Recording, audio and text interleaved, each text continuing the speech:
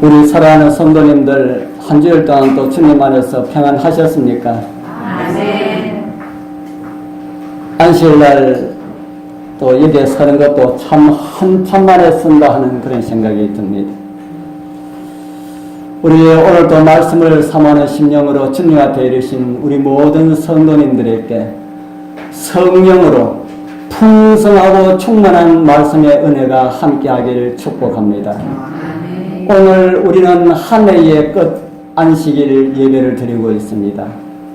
2017년도 붉은 닭의 해라고 하는 희망의 메시지와 함께 우리 교회도 많은 꿈을 가지고 시작하였습니다. 그러나 가는 구비구비마다 과속 방지턱에 의하여서 제동이 걸렸고, 그런 와중에서도 우리 성도님들을 안전하게 2017년도 마지막 안식일을 맞이하게 하심을 인하여서 우리 하나님께 감사드립니다. 저는 금년 디딤돌 목표 40명은 무난하게 넘을 수 있을 것 같다는 그런 생각을 가졌습니다. 그러나 곳곳에 설치해 놓은 사단의 암초에 의하여서 목표는 이루어지지 못하였고, 새로운 해는 더 높은 목표를 가지고 다시 다름질할 수 있게 하신 하나님을 찬양합니다. 오늘 우리 모두 겸손하게 내 인생의 마지막 날에 서 있다는 그런 생각으로 자신을 돌아보면서 말씀으로 새로운 각오를 다지는 그런 은혜의 시간 되길 소망합니다. 2016년도 마지막 안식일은 12월 31일 안식일이었습니다. 그날 제가 어떤 말씀을 드렸나 하고 혹시 설교가 중복되지 않도록 하기 위해서 제가 찾아보니까 마지막 날에라는 이런 제목으로 말씀을 드렸다고 기록되어 있는 것을 보게 되었습니다. 지금부터 10년 전 2007년도에는 어떤 일이 있었는지 우리 성도님들 잘 모르시지요. 제가 2007년도에 있었던 일들을 제가 조금 살펴보겠습니다. 2007년도 1월 27일 안식일 우리 교회에서 첫 집사 안수식이 있었습니다. 그 안식일에 우리 정병규 집사님과 다른 두 분과 함께 집사 안수를 받으셨습니다. 그해 5월에는 차량 감사 예배를 드렸고요. 우리 저 차가 구입된 지 벌써 중고차를 산 지도 10년이 됐네요. 그때 저의 카렌서, 이 차 전에 있었던 그 카렌서 안에 10명이 넘는 아이들과 어른들을 모시고 와야 해서 도저히 안 되겠다, 하나님 차를 주십시오 하고 그렇게 기도를 드렸는데 그 기도의 응답으로 하나님께서 주셨습니다. 2007년도에 창원공원에서 가졌던 야외 예배 사진이고요. 그런 얼굴도 있고 미워하지 말아야 할 사람들도 있는 것을 보게 됩니다. 이건 누굽니까? 이 아줌마하고 이 아저씨 누군지 아십니까? 참 즐겁게 재미있게 야외예배를 보냈습니다. 그리고 그해 여름에는 36 대학생들이 와서 어린이 성경학교를 아주 즐겁게 재미있게 그렇게 하였습니다. 이때 참석한 아이들 중에 어떤 아이들은 아마도 지금 대학생이 되어 있을 것이라는 생각을 합니다. 이 앞에 식당에 있는 아이도 요만할 때 우리 교회에 와서 어린이 성경학교 참석하고 어린이 예배에 참석하고 했는데 그 모든 것을 하지 않고 나중에 보니까 청년이 되어 있는 그런 것을 보게 됩니다. 청도 연수원 첫 번째 가서 재직회를 했던 그때의 사진이고요. 금년에 재직회는 우리 성도님들 좀 많이 참여하게 되길 바랍니다. 복음 전도를 위하여서 기도하고 함께 의논을 하였습니다. 10년 동안 정말 많은 변화가 있었습니다. 사람들도 많은 변화가 있었고요. 교회도 많은 변화가 있었고, 그러나 한 가지 감사드리는 것은 우리 성도님들, 진정으로 하나님을 사랑하시는 성도님들이 있다는 사실을 인하여서 우리 하나님께 감사를 드립니다. 우리는 지금 1년 365일, 시간으로 하면은 8,760시간. 그 중에 우리는 얼마의 시간을 우리 17년도 남겨두고 있습니까? 약 36시간을 남겨두고 있습니다. 제가 10년 전 사진을 보니까 아주 많은 분들이 함께 자리를 같이 하지 못하고 있는 것을 보게 되었습니다. 뒤로 물러가신 분들도 있지만은 돌아가신 분들도 참 많이 있었습니다. 이제 앞으로 10년 후인 2028년도가 되면은 어떤 모습으로 우리가 예배를 드리게 될까? 분명한 것은 저희들은 없을 것이라는 생각이 들고요. 한 교회에 20년 이상이나 한 곳에 있으면은 가장 많이 손해를 보는 것은 교회가 손해를 보게 됩니다. 그래서 저희들은 가야 할 것 같고요. 그리고 우리 할머니들은 우리 이곳에 계시는 우리 이종현 할머니는 꼭 장수하셔서 2028년도에도 이곳에서 예배를 드렸으면 좋겠다 하는 그런 생각이 듭니다. 저는 이 세상 정말 죄악이 많은 이 세상 속히 맞춰지기를 소원하고 있습니다. 고통이 끝나기를 그렇게 기도드리고 있습니다. 암 환자들이 어찌 많은지 요양원에 가니까 전부 암 환자들이었습니다. 그분들 중 고통 가운데 있는 분들, 정말 심한 고통 가운데 있는 분들이 많이 있습니다. 저는 그런 고통의 세상 속히 맞춰지길 그렇게 기도드리고 있습니다.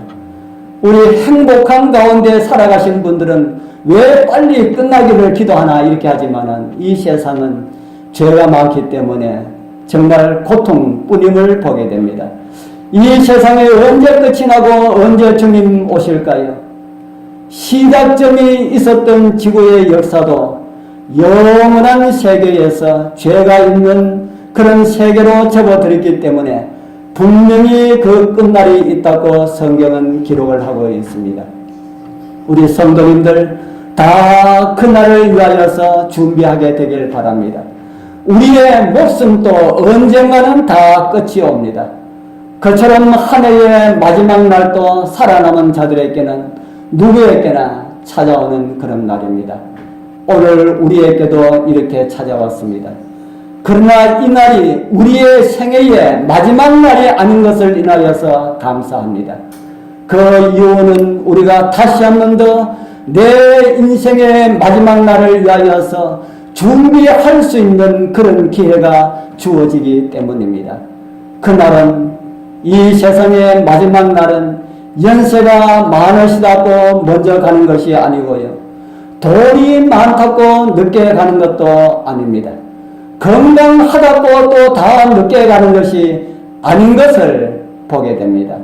누구에게나 다 찾아오는 내 인생의 마지막 그날을 어떻게 하면 가장 현명하게 준비를 할 수가 있을까?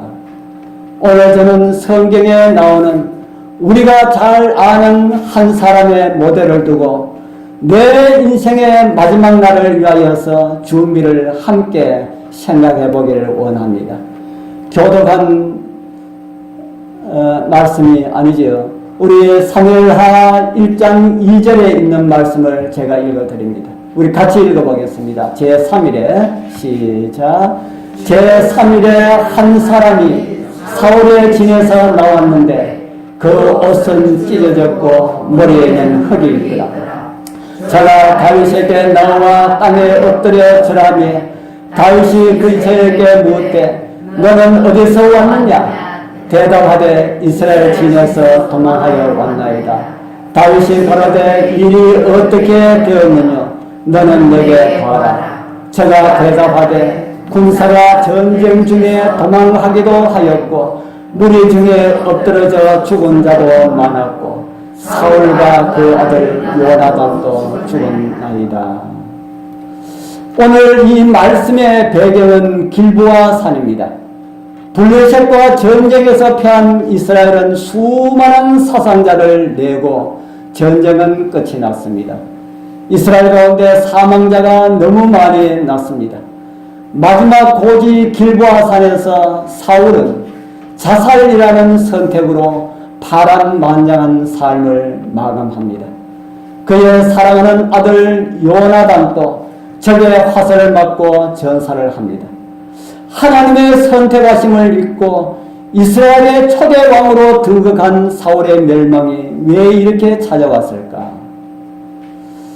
우리 오늘 함께 교독한 이 본문과 지금 조금 전에 함께 읽은 이 말씀, 그리고 여러 성경절들을 우리가 자세히 살펴보면은 사울은 망하였고 다윗은 왕이 되었더라라는 말씀을 읽어볼 수가 있습니다. 어떻게 이런 일들이 일어날 수가 있을까 하는 겁니다. 선택받은 왕은 멸망당하고 도망자요 떠돌이요 방랑자인 다윗은 왕이 되었다. 우리가 성경의 휘장을 거두니까 우리는 이해를 하지만은 그 당시에 이스라엘 사람들은 정말 이해하기 힘들었던 그런 대목이 아닐 수가 없었습니다. 왜 사울이 멸망하였을까? 사울만 망한 것이 아니고 사울 집안이 다 망하였습니다. 우리 이제 성경을 통하여 그 답을 얻고자 합니다. 한 사람 사울의 마지막 날을 생각하면서 한때 총망받았던 사울의 마지막 날이 왜 그렇게 되었을까? 성경으로 그 답을 알아보려 합니다. 그렇게 하여서 실패한 사울을 거울로 삼아서 교훈을 삼아서 우리의 인생의 마지막 날에는 실패자가 아닌 승리자로서 남게 되길 소원합니다. 사울의 실패의 원인은 어디에 있었을까? 그 첫 번째의 이유를 하나님의 말씀에 대한 불순종이라고 성경은 기록을 하고 있습니다. 사울의 죽은 것은 무엇 때문이라고 기록합니까? 사울의 죽은 것은 무엇 때문이라고요? 여호와께 범죄하였습니다. 그 범죄가 무엇이라고 합니까? 범죄하였습니다 하고 저가 여호와의 말씀을 어떻게 하지 아니하였다고요? 저가 여호와의 말씀을 지키지 아니하고, 지키지 아니했다는 말은 어떤 말입니까? 어겼다라는 말이죠. 또 다른 말로 하면은 불순종했다. 사울은 왕이 되고 난 다음에 그의 심경에 많은 변화가 생겼습니다. 그가 처음에 왕으로 피택되었을 때만 하여도 정말 누구보다도 겸손했던 그런 사울이었습니다. 이스라엘을 모아놓고 제비뽑기 해서 왕을 뽑았습니다.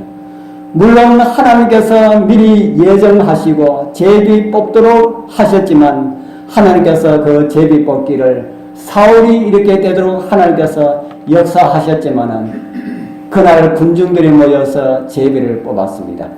그래서 그 제비 뽑기에서 왕으로 사울이 뽑혔지만은 사울이 보이지 않았습니다.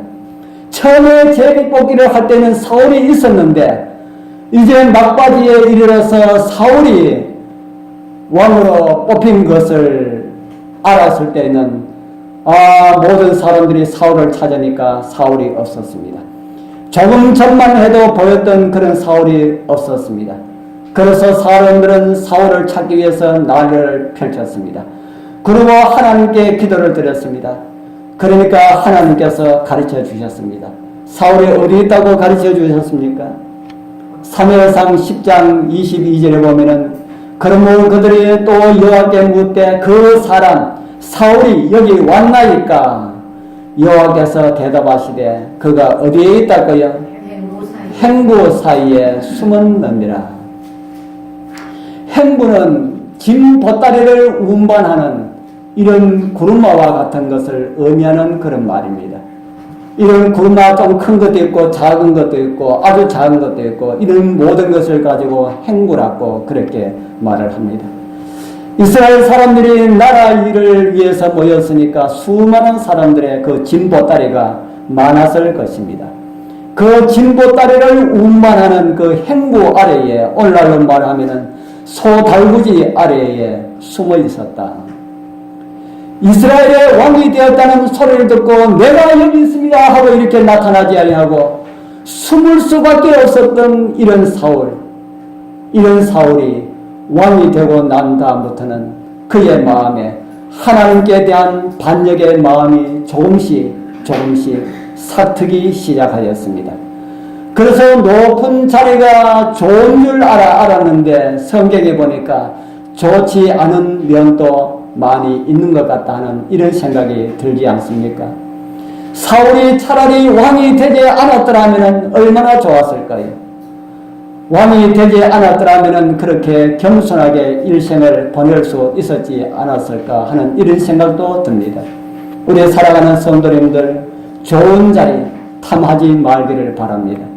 왕으로 뽑혔으면서도 부끄럽고 겸손해서 앞에 나서기를 주저했던 사울이 왕이 되고 난 다음에 그의 마음이 반역적인 마음으로 변하여지는 이런 모습을 우리는 성경을 통해서 보게 됩니다.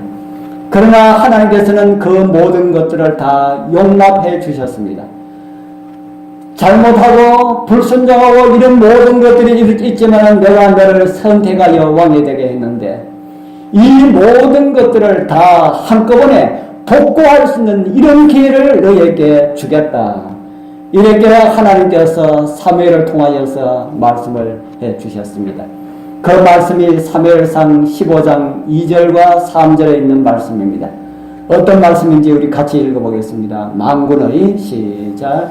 만군의 여호와께서 이같이 말씀하시기를 아말렉이 이스라엘에게 행한 일 곧 애굽에서 나올 때에 길에서 대적한 일을 내가 추억하는 지금 가서 아말렉을 쳐서 그들의 모든 소리를 남기지 말고 남녀와 소아와 젖먹는 아이와 우양과 약대와 나귀를 죽이라 하셨나이다. 하나님께서 아말렉이 이스라엘에 약할 때에 틈타서 이스라엘로 괴롭게 하였다. 이제 그 원수를 네가 갚아라. 그렇게 하나님께서 사울에게 지시를 하셨습니다. 그래서 전쟁에 나가면은 아말렉을 보면은 사람으로부터 시작하여서 짐승에 이르기까지 눈에 보이는 모든 생명체는 다 죽이라. 그렇게 지시를 합니다. 하나님 무서운 하나님이시지요. 죄에 대하여는 이렇다 하는 겁니다. 죄에 대하여는 하나님께서 모든 것을 다 죽이라 그렇게 말합니다. 그래서 사울은 이스라엘 군대를 거느리고 전쟁에 나갑니다. 이 싸움은 이기는 싸움입니까? 이길 가능성이 조금 있는 싸움입니까? 이미 이겨놓은 싸움입니다. 왜냐하면 하나님께서 아말렉을 심판하기 위하여서 그 심판자로 사울을 택했기 때문에 가서 아말렉을 쳐서 죽이면 되는 그런 싸움이었습니다. 100% 이겨놓은 그런 전쟁이었습니다. 전쟁에서 이제 전쟁을 하고 난 다음에 전쟁에서 크게 이긴 사울은 아말렉 왕 아각을 사로잡고 또 가축 중에 살찌고 좋은 짐승들을 다 살리고 비실비실하고 약한 것들만 다 죽였습니다. 그리고 그는 크게 이긴 그것을 기념해서 산에다가 승리를 기념하는 전성 기념비를 세웠습니다. 이 모든 것을 다 보신 하나님께서는 사무엘에게 하시는 말씀이 성경에 기록되어 있습니다. 내가 사울을 왕을 삼은 것을 후회하노라. 그렇게 말씀하셨습니다. 하나님도 후회를 하십니까? 사람의 표현으로 그렇게 기록이 되어 있습니다. 그리고 사무엘은 그 말을 들은 사무엘은 사울을 위하여서 밤새도록 울면서 기도를 하였습니다. 사무엘은 사울을 정말 사랑하고 아꼈던 그런 사람이었습니다. 그리고 승리의 노래와 함께 들려오는 가축들의 울부짖는 그의 소리가 들리는 사울의 진영으로 사무엘이 가게 됩니다. 그리고 아말렉 왕 아각을 보게 됩니다. 그런데 뻔뻔스럽게 변해버린 사울은 사무엘 앞에 나와서 이런 말을 하는 것을 봅니다. 사무엘상 15장 13절 사무엘이 사울에게 이른즉 사울이 그에게 이르되 원컨대 당신은 여호와께 복을 받으소서. 내가 여호와의 명령을 어떻게 했다고요?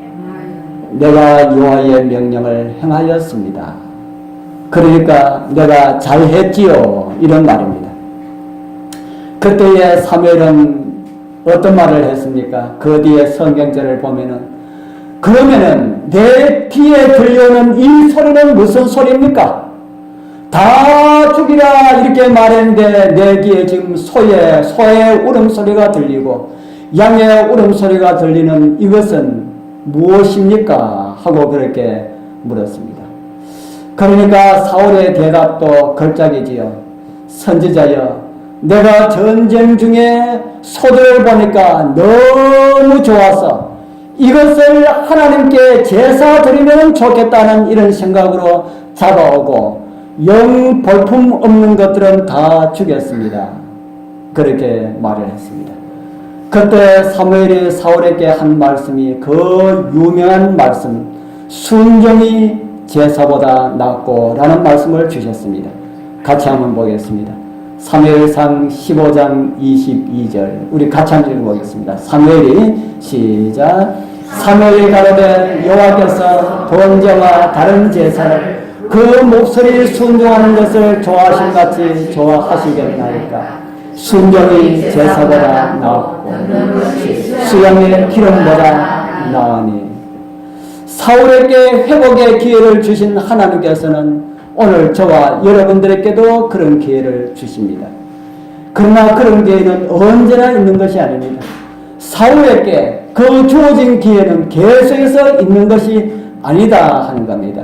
우리 사랑하는 성도님들, 이제 저와 여러분들은 한 해의 마지막에 서 있는 우리 모든 형편입니다. 이제 새로 오는 2018년도 그 한 해는 나에게 마지막 기회로 생각하고 하나님께 충성을 다하시길 바랍니다. 우리 사랑하는 성도님들, 우리 하나님께서 가장 기뻐하시는 제사는 무엇이라 했습니까?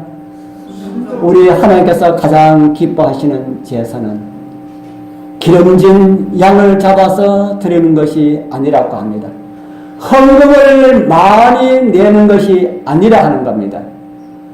우리 주를 위해서 열심히 봉사하는 것도 그것도 순종의 일수가 있지만 그 모든 것보다 더 중요한 것은 순종이다. 하나님의 말씀에 순종이라 하는 사실을 우리 성도님들 잊지 마시기를 바랍니다. 그 순종은 내 마음대로 하는 순종이 아닙니다. 어떻게 하는 순종입니까? 하나님의 말씀에 따른 순종임을 잊지 마시기를 바랍니다. 10월 교회에서 어렵게 목회하는 우리 목사님에게 어떤 분이 전화를 걸었습니다. 평소 조금 알고 있던 터에 목소리를 통해 들으니까 너무 반가워서 아이고 장로님 어쩐 일이십니까 하니까 그 장로님 하시는 말씀이 목사님 제가 이번에 한 건 해서 수입이 좀 많이 생겼습니다. 11금이 좀 많이 생겨서 이 11금을 약한 우리 목사님 교회에 보내면 좋겠다 하는 이런 생각이 들어서 우리 목사님 11금을 목사님 교회로 보낼 테니까 목사님 계좌번호 하나 적어 주십시오. 그러면은 목사님 교회에 좀 힘이 나지 않겠습니까? 그랬습니다. 좋은 일입니까? 좋은 일입니까? 나쁜 일입니까? 좋은 일이지요. 그런데 이 교회 목사님은 우리 교단의 목사님이 아니었습니다. 다른 교회의 목사님은 우리 교회에서는 11금이 다 위로 올라가기 때문에 뭐 우리 교회에서 드리든지 저쪽에 뭐 창원에서 드리든지 김에서 드리든지 다 한 곳으로 올라갑니다. 그런데 다른 교회는 그렇지 않았습니다. 그 11금은 그 교회에서 사용을 합니다. 그런데 그 11금이 엄청나게 많이 나오면 교회 재정에 많은 도움을 받을 수가 있습니다. 그런데 그 목사님은 이런 말씀을 드렸다고 합니다. 장로님 정말 고맙습니다. 저희들 교회를 생각해 주시었어요. 그러나 꼭 도와주고 싶으신 그런 마음이 있다면은 11금은 목사님 다니시는 교회에 내시고요. 다른 여분의 자금이 있으시다면 좀 도와주시면 고맙겠습니다. 그렇게 했답니다. 그러면 그 장로님이 다른 걸 보냈을까요? 괘씸하게 생각해서 좀 도와주려니까 싫다 해가지고 한 푼도 보내지 않았습니다.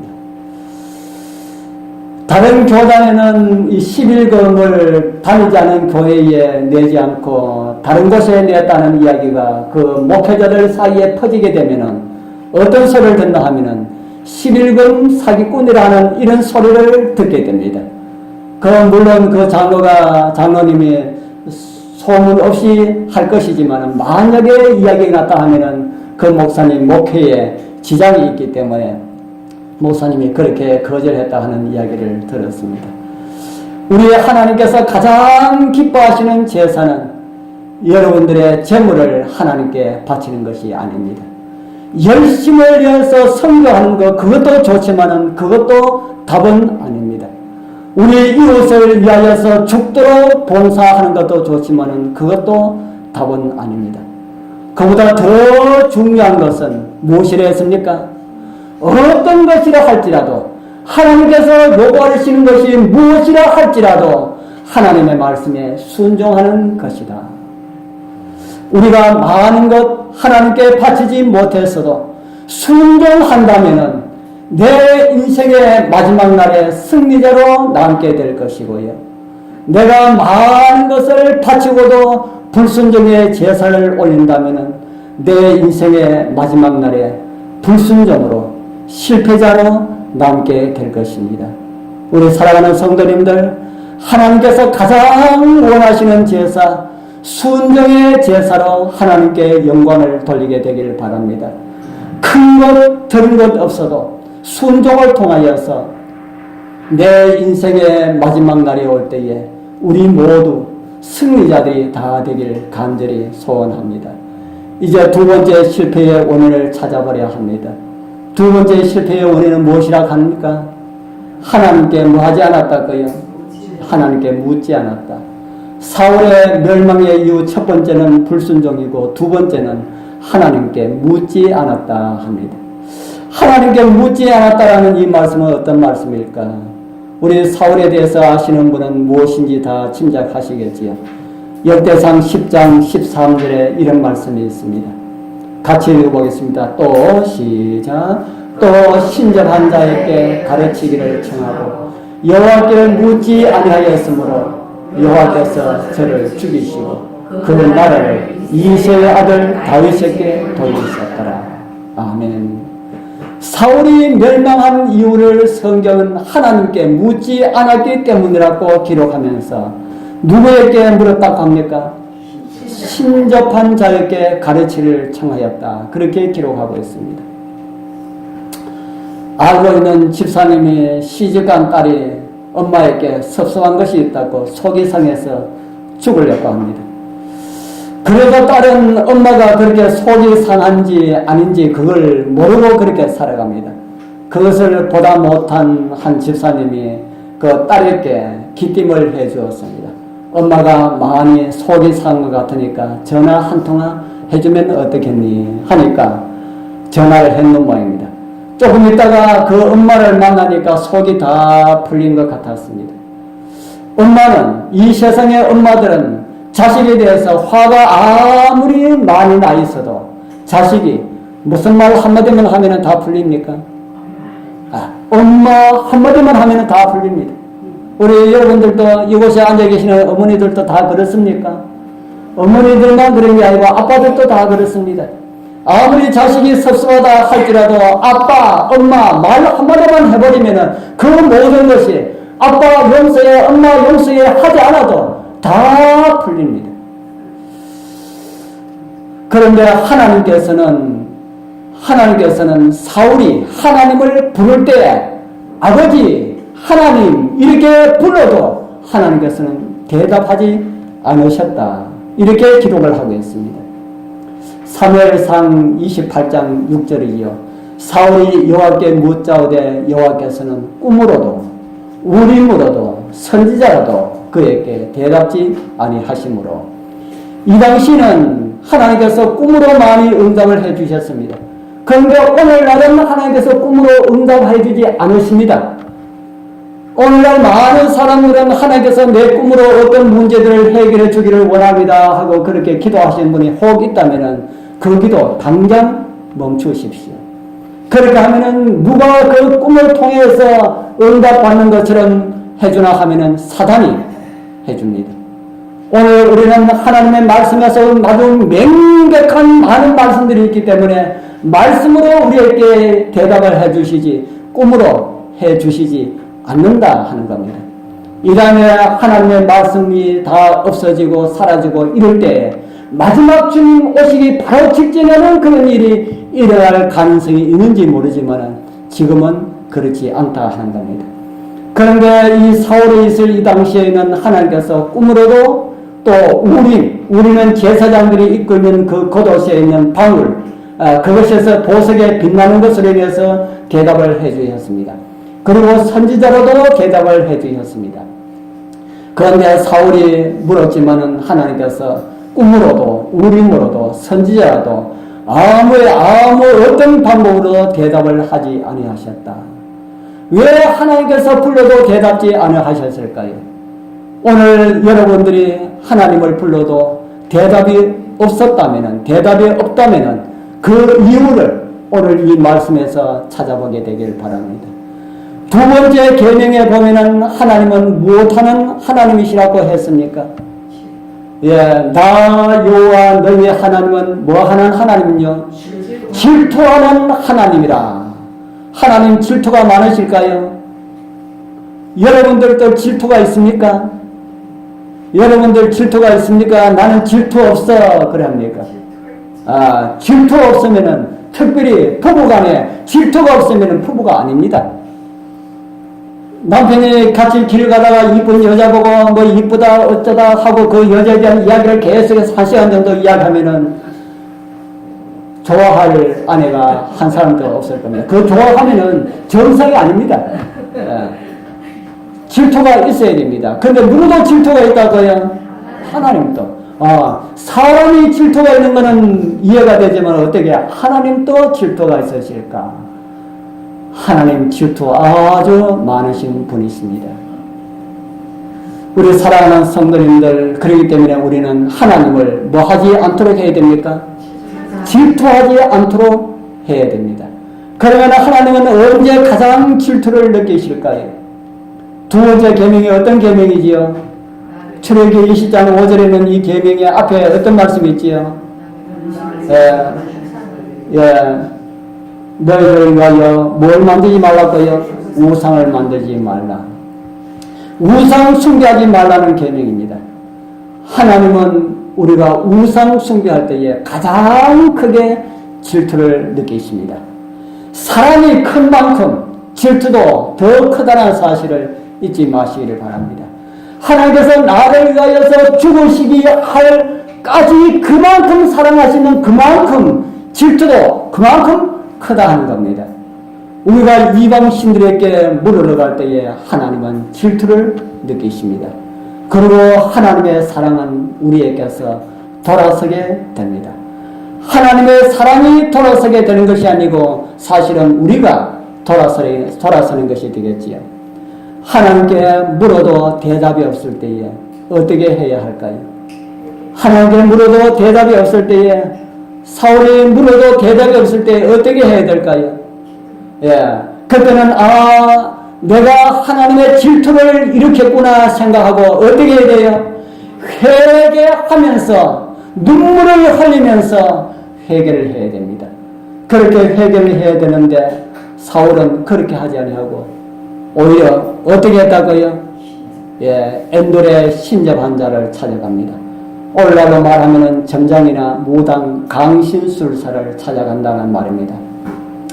그리고 그를 통해서 사무엘로 가정한 사탄을 만나게 되고 사단이 변장한 사무엘을 통해서 너는 내일 죽으리라고 하는 이런 소리를 듣게 됩니다. 그리고 사울은 사단의 말한 그대로 길보아 산에서 3부자가 같이 죽음을 당하였습니다. 우리 사랑하는 성도님들, 사단이 역사하는 그 자들의 말들을 여러분들 청종하지 말기를 바랍니다.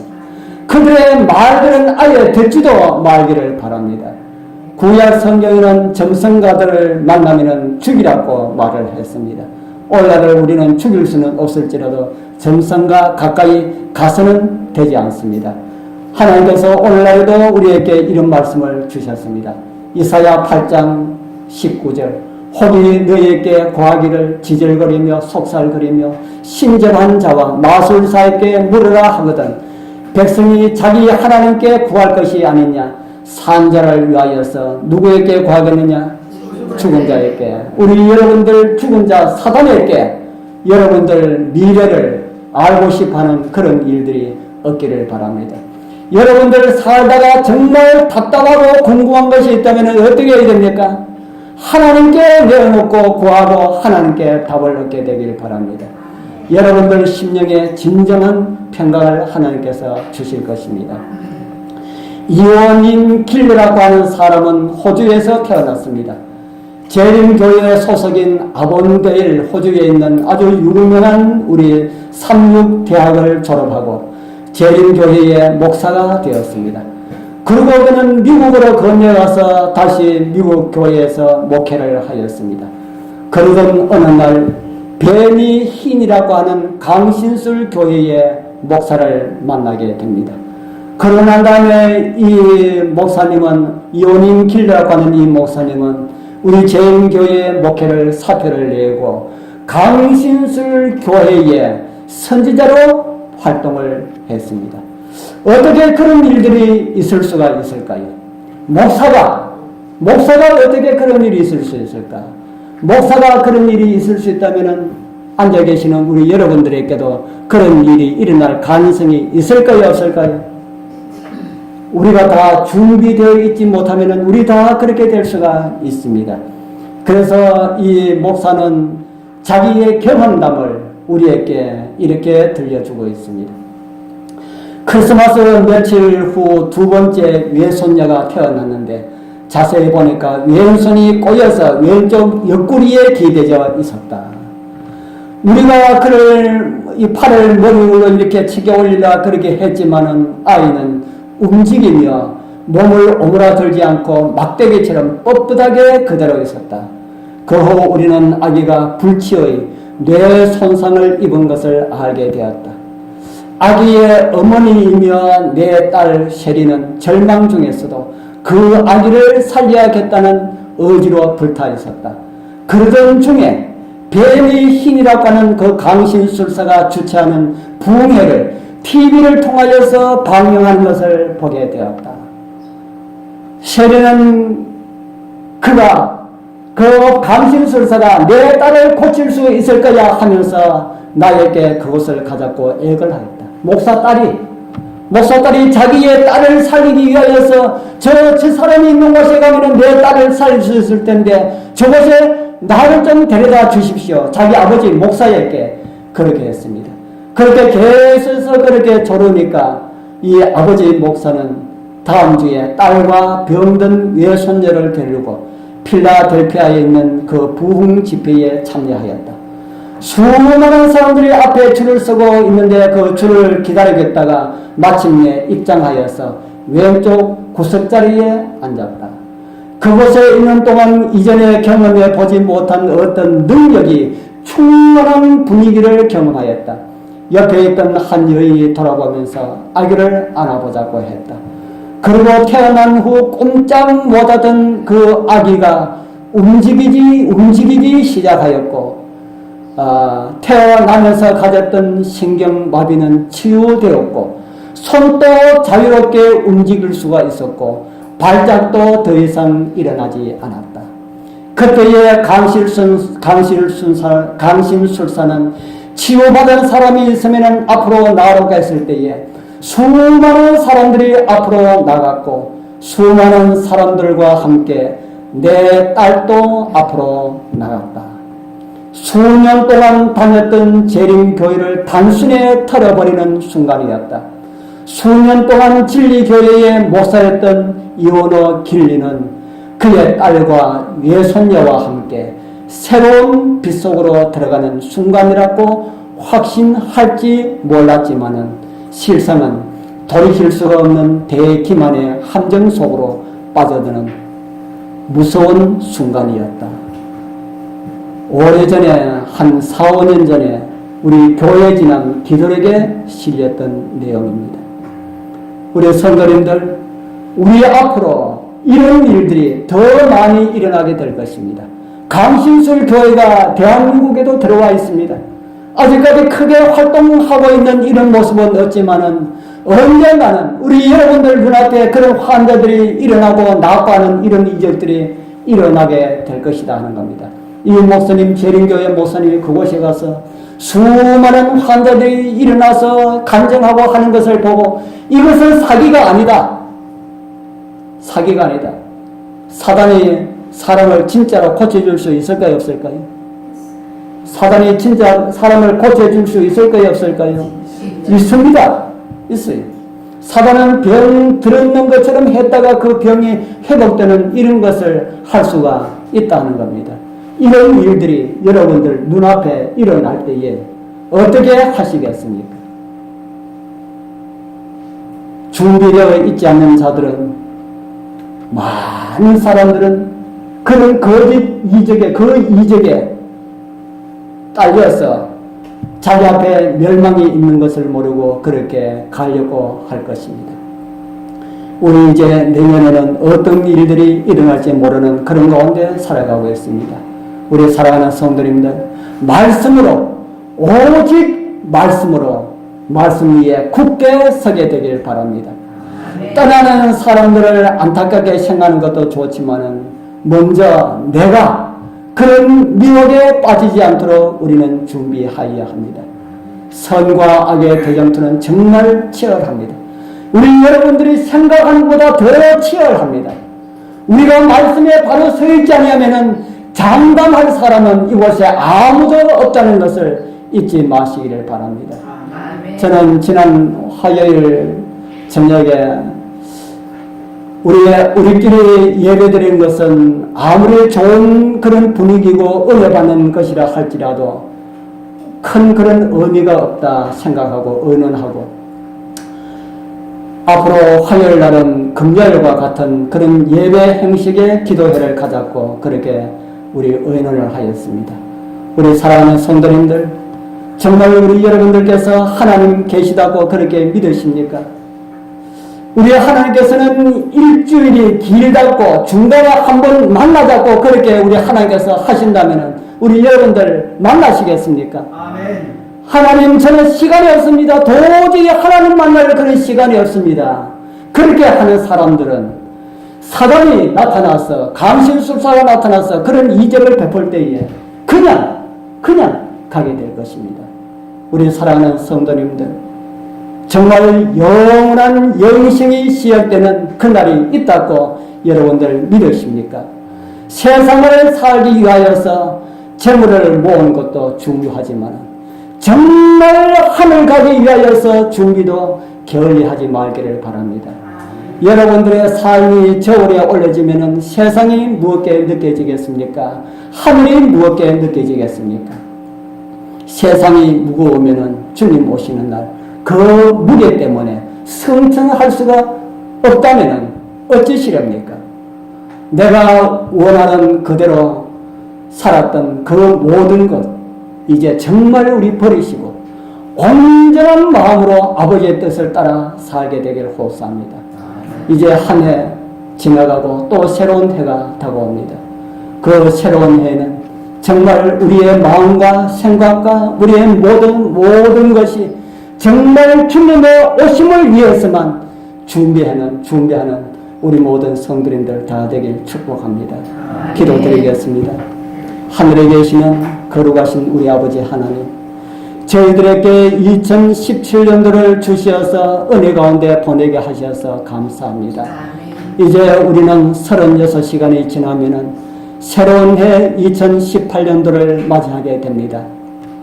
가는 해 주님 은혜로 무사히 보내게 하시고 새로 오는 해 우리의 생활과 우리의 믿음이 창공을 향하여 힘차게 날아오르는 독수리처럼 성장할 수 있도록 주님 우리와 함께하여 주시옵소서. 교회가 가지고 있는 소박한 꿈들도 하나님의 은혜 가운데 이루어지게 하여 주옵소서. 예수님 이름으로 간절히 기도드리옵나이다. 아멘.